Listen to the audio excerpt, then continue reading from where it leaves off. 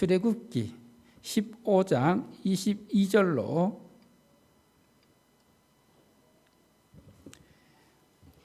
26절 말씀, 출애굽기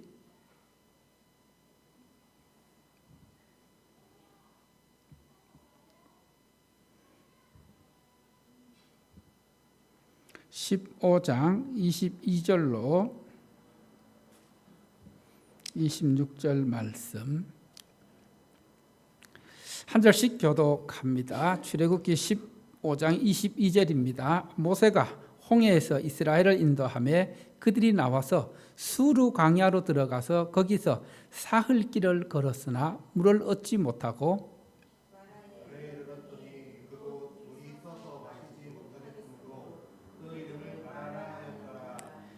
백성이 모세에게 원망하여 이르되 우리가 무엇을 마실까 하며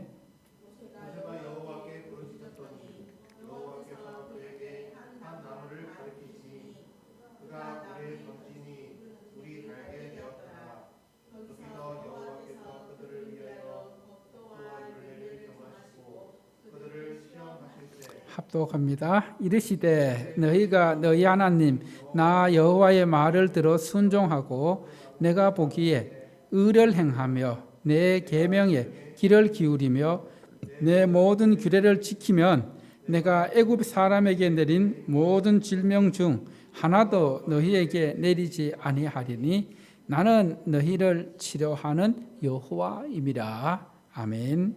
할렐루야.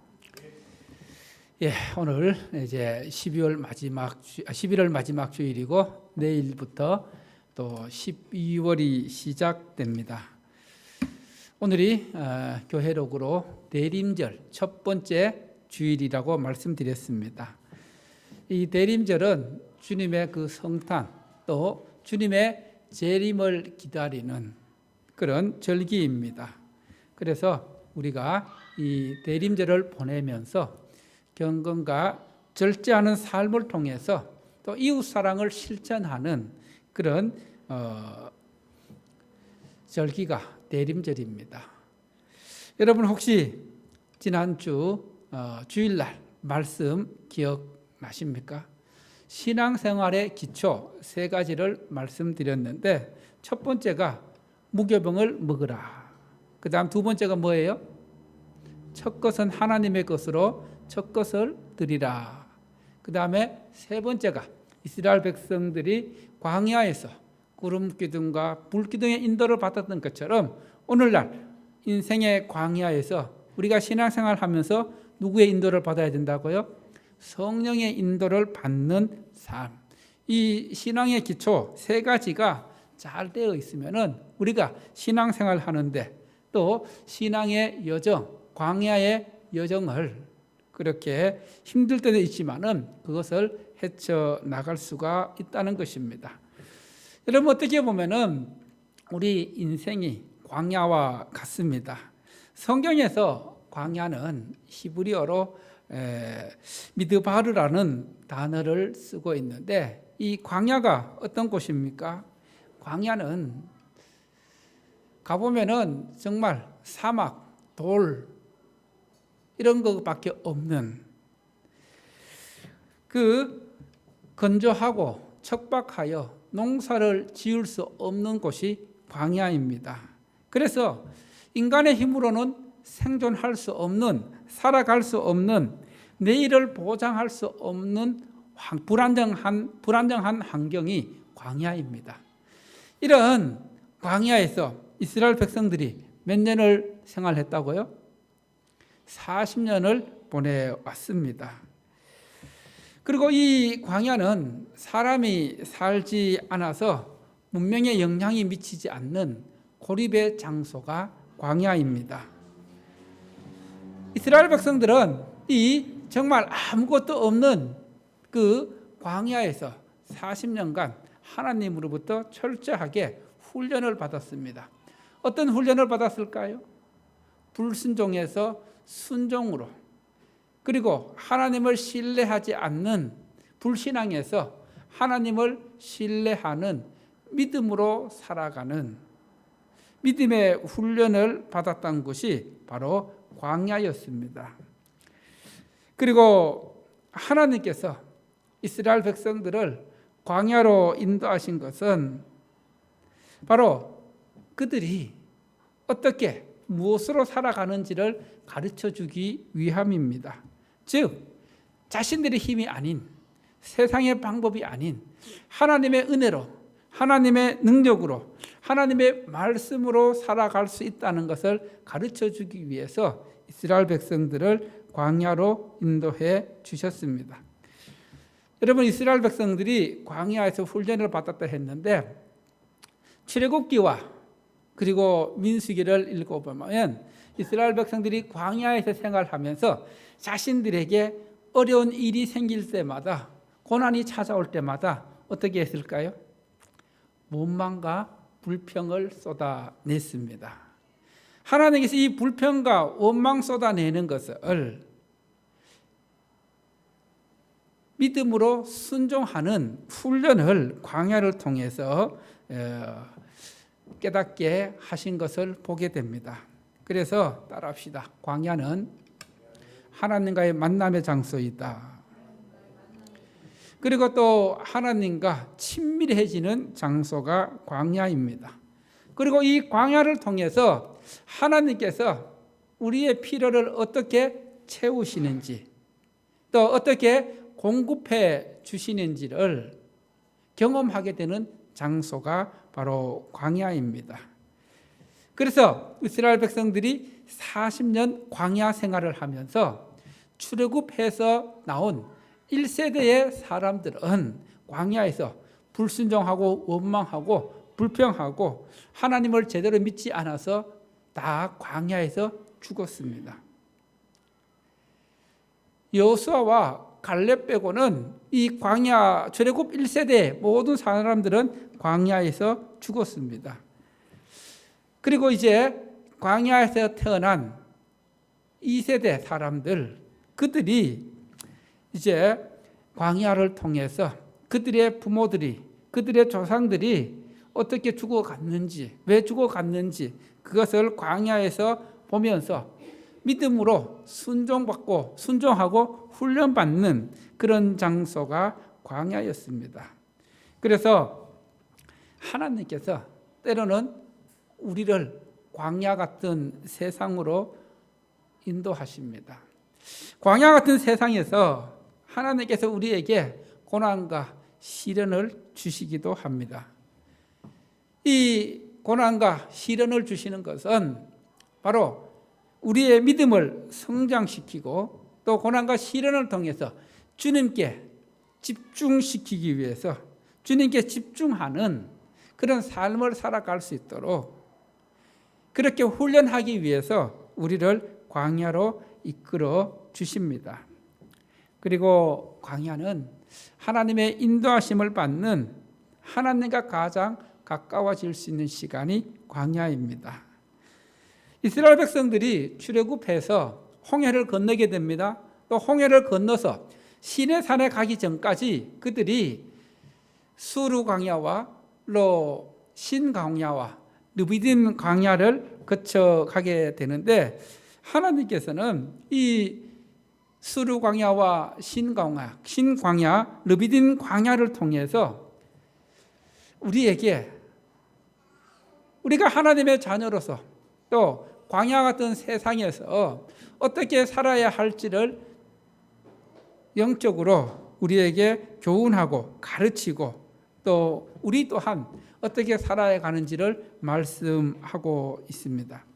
여러분, 우리 신앙생활에도 광야가 펼쳐질 때에, 광야를 지나게 될 때에 우리가 이스라엘 백성들이 구름 기둥과 불 기둥의 인도를 받았던 것처럼 성령의 인도를 받는 가운데 훈련받고 순종의 사람, 믿음의 사람이 되면은 우리가 하나님의 그 놀라운 은혜를 경험하게 되고 또 하나님과 친밀한 삶을 살아가게 된다는 것입니다.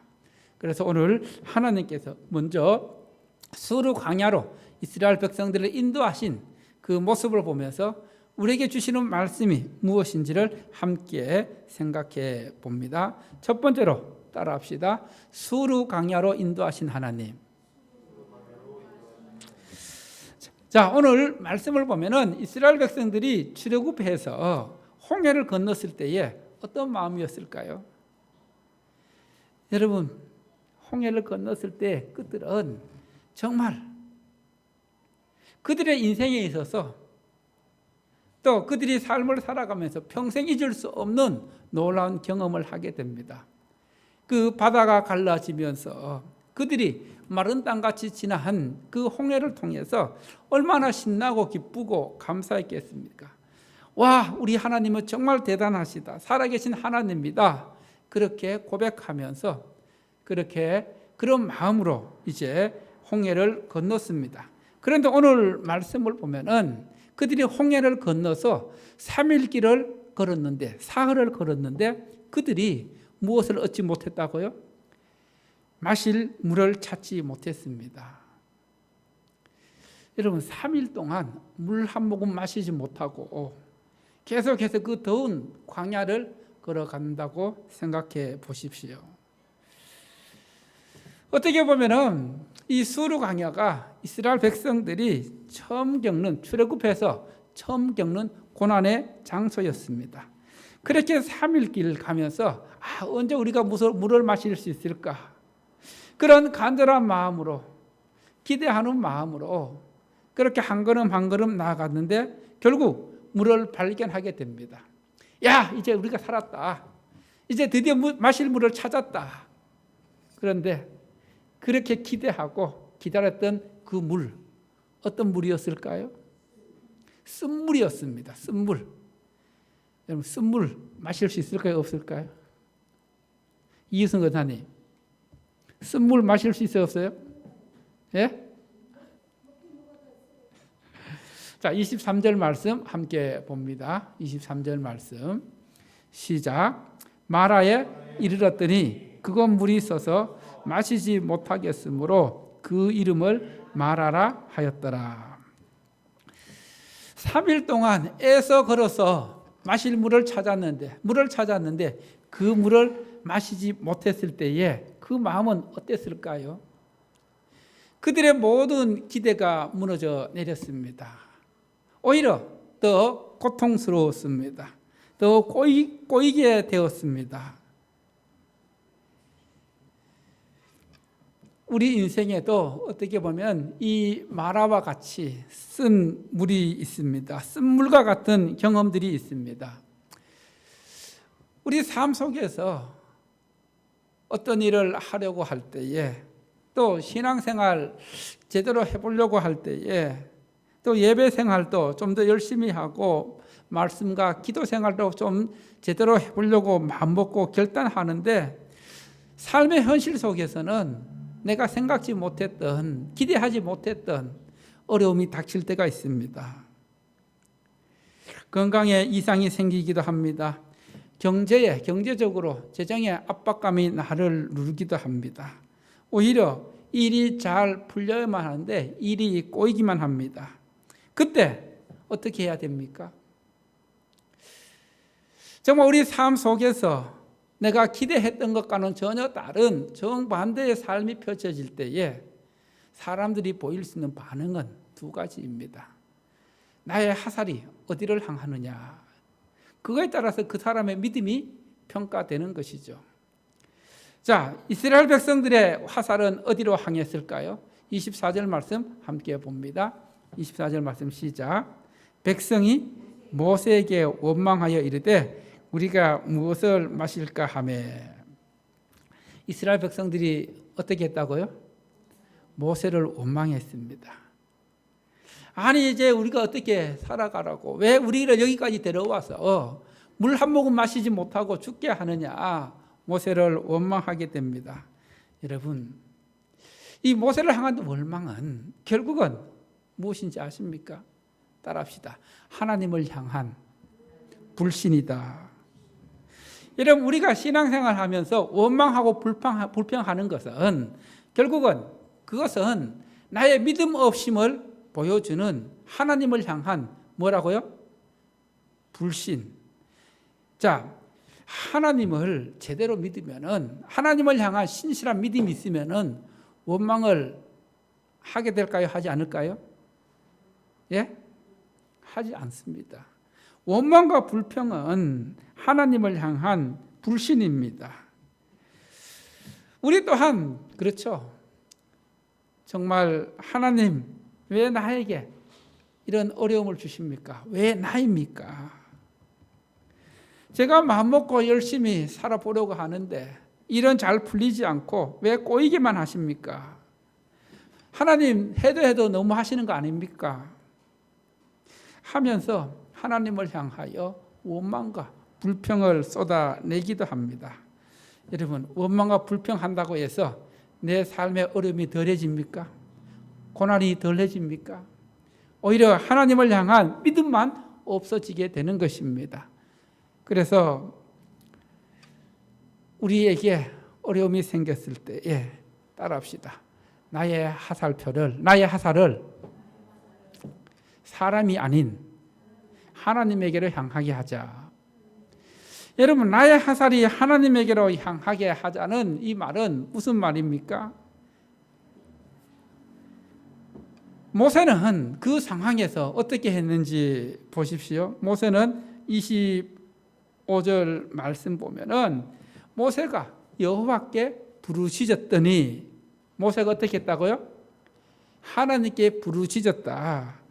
여러분, 하나님께 부르짖었다는 것은 하나님께 뭐 했다는 거예요? 기도했다는 것입니다. 우리 인생의 광야 속에서 예상치 못한 어려움과 고난, 이 꼬이게 될 때에 하나님을 원망하고 하나님께 대들고 하나님께 불평하면은 때로는 하나님께서는 더 센 것으로 우리에게 갚아주신다는 겁니다. 더 센 것으로 직면하게 한다는 것입니다. 여러분, 잘 기억하십시오. 우리가 원망하면 원망할수록, 또 불평하면 불평할수록 하나님께서는 어떤 것으로? 더 센 것으로 우리 자신을 직면하게 된다는 것입니다. 그래서 믿음의 사람은 어려움이 생겼을 때에 원망과 불평하는 것이 아니라, 따라합시다. 믿음의 사람은 부르짖어 기도한다. 나에게 어려운 일이 생겼을 때에 부르짖어 기도하는 그 믿음이 없으면은 아직 나의 믿음은 어린 아이와 같은 연약한 믿음입니다. 기도보다는 사람을 생각하고, 그리고 또 어떻게 내가 그것을 해결해 나갈까, 내 힘으로 하고자 하는 그런 마음이 있다면은 아직 믿음의 그 연약함을 보여주는 증거입니다. 그래서 따라합시다. 기도로 잘 훈련된 사람은 문제가 나타나면 기도로 문제를 풀어나간다. 여러분, 이스라엘 백성들을 광야로 인도하고 목마르게 하고 힘들게 하신 하나님은 바로 이스라엘 백성들 그런 과정을 통해서 하나님만 바라보게 하시고 하나님께 집중하게 하기 위함이었습니다. 이처럼 하나님께서 때로는 우리를 인생의 광야로 내모는 이유가 있습니다. 우리를 광야로 내몰아서 우리가 원하고 기대하는 것들을 다 잘라버리시고 하나님 앞에 귀한 믿음의 사람으로, 기도의 사람으로 세우시고자 하는 그런 계획입니다. 그래서 우리가 광야에서, 인생의 어려운 광야에서 하나님만 기대하고 하나님께만 집중하게 될 때에 그 광야는 불행의 장소가 아니라, 저주의 장소가 아니라 우리를 하나님의 능력으로, 또 우리를 영생 가운데로 인도하시는 하나님의 뜨거운 사랑의 표현입니다. 그래서 광야는, 따라합시다. 광야는 마침내 우리에게, 나에게 복을 주시기 위한 하나님의 사랑이다. 여러분, 신명기 8장 3절하고 16절 말씀에 하나님께서 너희를 이 광야로 이끄신 것은 마침내 뭘 주시기 위해서요? 복을 주시기 위해서. 그런데 그 복을 받기 위해서는 어떻게 해야 된다고요? 하나님 앞에 부르짖고 하나님만 바라보고 하나님께 집중하는 그 믿음이 있을 때에 하나님의 그 복을 받게 된다는 겁니다. 두 번째로 오늘 수루 강해를 통해서 하나님께서는 따라합시다. 인생의 문제가 잘 풀리지 않으면, 인생의 문제가 안 풀리면 십자가를 적용하라.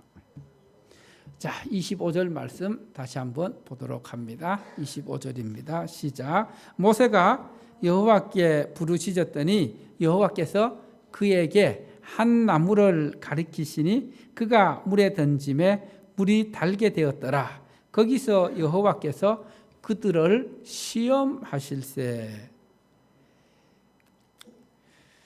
자,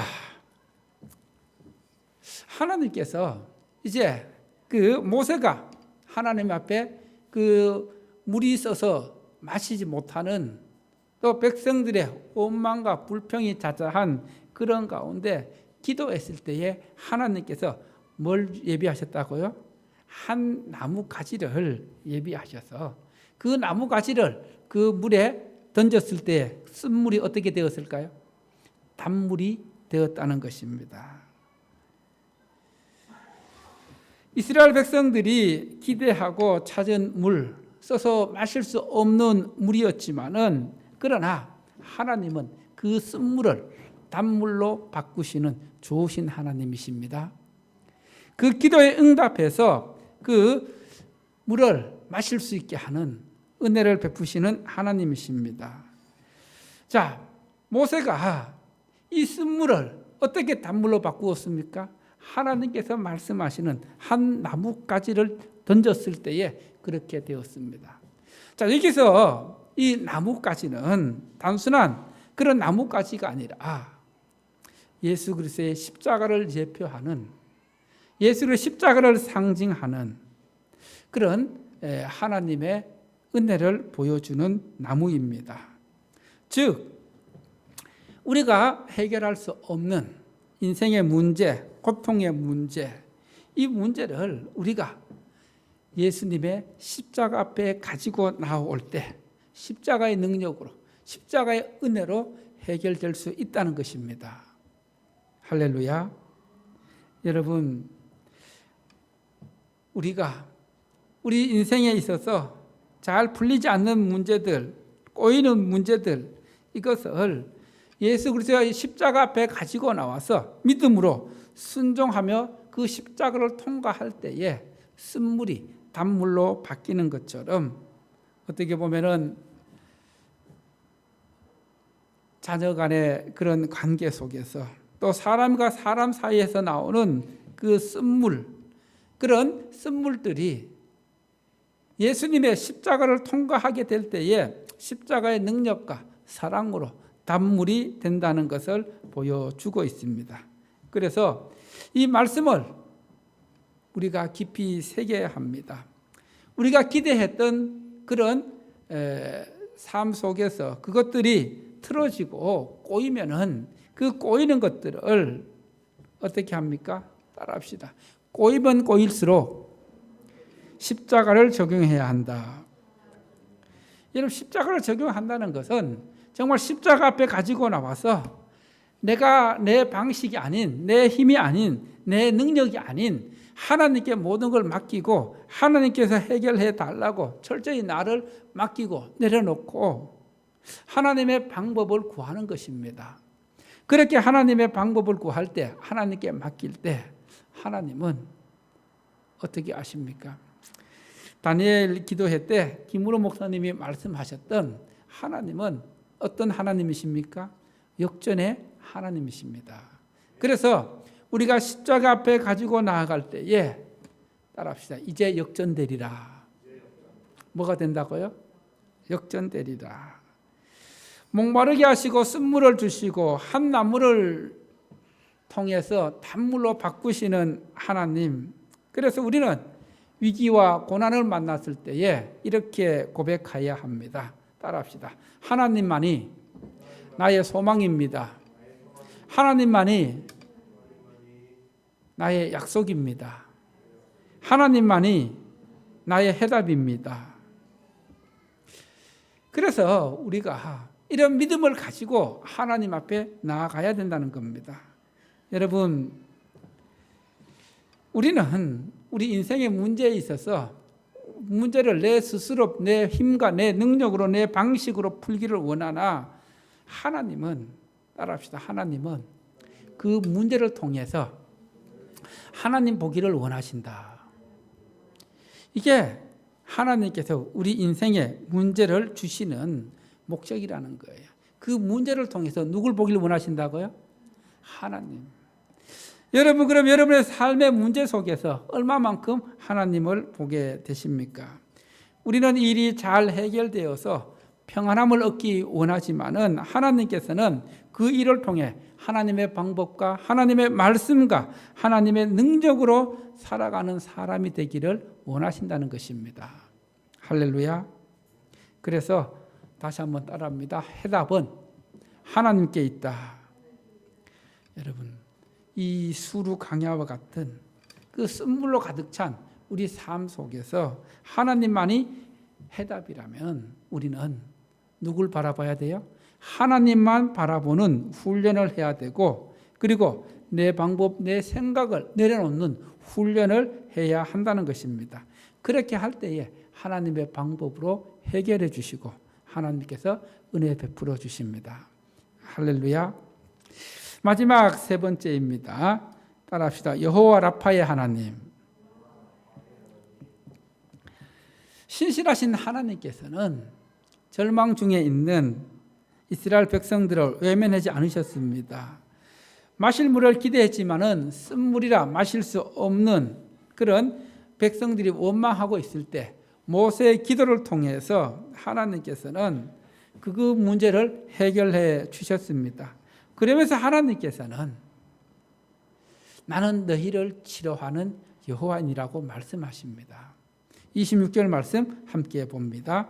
26절 말씀 시작. 가라사대 너희가 너희 하나님 나 여호와의 말을 들어 순종하고 내가 보기에 의를 행하며 내 계명에 귀를 기울이며 내 모든 규례를 지키면 내가 애굽 사람에게 내린 모든 질병의 하나도 너희에게 내리지 아니하리니 나는 너희를 치료하는 여호와입니다. 할렐루야. 여러분, 나는 너희를 치료하는 여호와입니다. 성경에서 하나님의 그 속성을 보여주시면서 하나님께서 가르쳐 주신 하나님의 이름이 몇 개 있는데, 여러분, 하나님께서 여호와 샬롬, 여호와 샬롬 뜻이 뭐예요? 하나님은 평강의 하나님이시다. 평강, 여호와 샬롬. 오늘 그 출애굽기 15장 22절에 26절에 나온 여호와, 따라서 여호와 라파. 여호와 라파는 어떤 하나님? 치료의 하나님. 여호와 라파는 치료의 하나님.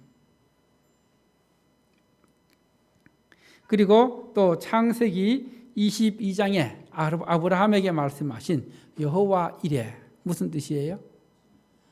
예, 하나님께서 나에게 필요한 것을 예비하신 하나님, 준비하신 하나님, 여호와 이레. 보세요. 여호와 이레, 여호와 샬롬, 여호와 라파. 그 다음에 또 이제 에스겔에 가면은 따라합시다. 여호와 샴마. 여호와 샴마. 여호와 샴마는 하나님께서 거기 계시다. 뭐라고요? 하나님께서 이스라엘 성전에 계신다는 것을 말씀하시는 여호와 샴마. 이렇게 하나님께서는 그 말씀을 통해서 치료하는 광선을 통해서 치료하는 하나님이심을 말씀하고 있습니다. 그렇습니다. 우리에게 오는 모든 질병이 때로는 그 죄로 인해서 오는 질병이 있다는 거예요. 하나님 앞에 죄 지으면 하나님께서 그 죄의 결과로 그 질병을 허락하시는데, 그 하나님께서 주신 질병은 누가 고칠 수 있어요? 하나님만 고칠 수 있다는 거예요. 그래서 그때는 하나님께 가지고 나아가야 합니다. 특히 우리가 신앙생활하면서 원인을 알 수 없는 질병들이 참 많이 있어요. 그럴 때는 어떻게 해야 된다고요? 십자가 앞에 나가서 하나님 앞에 간절히 부르짖을 때에, 여러분 우리가 가끔 이런 경험하잖아요. 병원에서는 원인도 알 수 없었고 그리고 또 고칠 수 없었는데 하나님 앞에 기도했을 때에 하나님께서 그 병을 고쳐주셨다는 그런 간증 많이 들어보셨죠? 그것이 가능한 이유가 무엇입니까? 하나님은 어떤 하나님? 치료의 하나님. 그리고 이사야 53장 5절 6절 말씀에서 예수님께서 십자가를 지심으로 우리의 모든 질병과 고통을 안고 가셨기 때문에 이미 십자가 안에서 그것들이 해결되었기 때문에 그런 십자가의 능력으로 십자가의 보혈로 우리의 질병이 고쳐진다는 것입니다. 하나님은 치료하는 강선을 통해서 역사해 주십니다. 그래서 하나님은 회복의 하나님이십니다. 여러분 이제 말씀을 마무리합니다. 오늘 수루 강야가 우리에게 주는 영적 교훈은 우리 인생에 내 기대와는 다르게 절망적인 현실에 부딪혔을 때에 또 우리 인생의 쓴물과 같은 고난의 현장에서 우리가 할 수 있는 이런 원망과 불평이 아니라 모세처럼 하나님께 부르짖음으로 기도를 통해서 쓴물을 단물로 또 여호와 라파의 하나님을 경험하면서 살아가라고 우리에게 말씀하십니다. 십자가 앞에 나가서 십자가를 붙들 때에 쓴물은 단물로 바뀌고 또 우리가 여호와 라파의 하나님을 만날 수 있다는 것입니다. 여러분, 우리 삶의 해답은 하나님의 말씀과 약속입니다.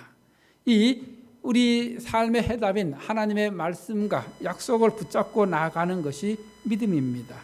그래서 하나님께서는 우리를 하나님께 집중시키려고 때로는 고난과 어려움을 허락하시기도 합니다. 그럴 때 우리는 하나님 앞에 나아가 십자가를 붙들며 십자가로 나아가야 합니다.